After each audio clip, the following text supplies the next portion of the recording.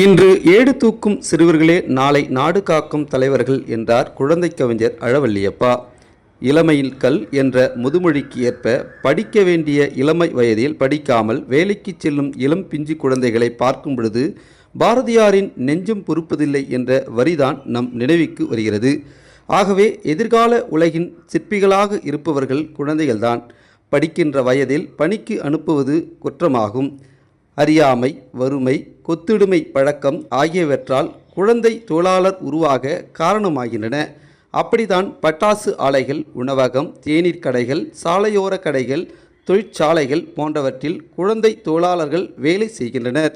எனவே குழந்தை தொழிலாளர்கள் இல்லாத நிலை ஏற்படுத்திட மத்திய மாநில அரசுகள் பல்வேறு விழிப்புணர்வு மற்றும் நடவடிக்கைகளை எடுத்து வருகிறது.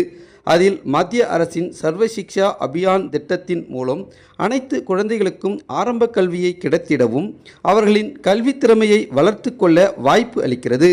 குழந்தை தொழிலாளர் தடுப்புச் சட்டத்தில் குழந்தைகளை வேலையில் அமர்த்துவர்களையும் தண்டிக்கிறது. மேலும் குழந்தை தொழிலாளர் எதிர்ப்பு தினத்தை முன்னிட்டு திமிரி அரசு ஆண்கள் மற்றும் பெண்கள் மேல்நிலைப்பள்ளி, பேருந்து நிலையம் உள்ளிட்ட பல்வேறு பகுதிகளில் விழிப்புணர்வு நிகழ்ச்சிகள் நடத்தப்பட்டது. அதில் குழந்தை தொழிலாளர் முறை ஏன் ஒழிக்க வேண்டும், அதன் பாதிப்புகள் என்ன உள்ளிட்ட சட்ட நுணுக்கங்கள் மூலம் விழிப்புணர்வு செய்யப்பட்டது. ராணிப்பேட்டை மாவட்டத்தில் குழந்தை தொழிலாளர் இல்லாத நிலையை கண்காணிக்கப்பட்டு வருவதாக குழந்தைகள் நல குழும உறுப்பினர் சிவலிங்க சர்மா தெரிவிக்கிறார்.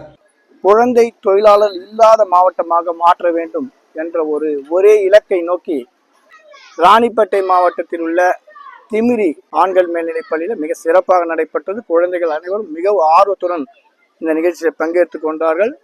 இங்கு விழிப்புணர்வு நாடகங்கள் நடைபெற்றது, சிறப்புரை நடைபெற்றது. குழந்தைகளுக்கு புரிதல் ஏற்படுத்தும் வகையிலே சிறந்த முறையிலே குழந்தைகளுக்கு விளக்க படங்கள் காண்பிக்கப்பட்டது. குழந்தை தொழிலாளர் எதிர்ப்பு தினத்தில் அனைவருக்கும் கல்வியின் பெருமையையும் அவசியத்தையும் எடுத்துரைப்போம். குழந்தையின் வருமானம் நாட்டின் அவமானம் என கருதி ஒவ்வொரு பெற்றோரும் தம் குழந்தைகளை கல்வி பயில செய்வோம் என இந்நாளில் உறுதியேற்போம். டிடி தமிழ் செய்திகளுக்காக ராணிப்பேட்டையிலிருந்து மா. சுமன்.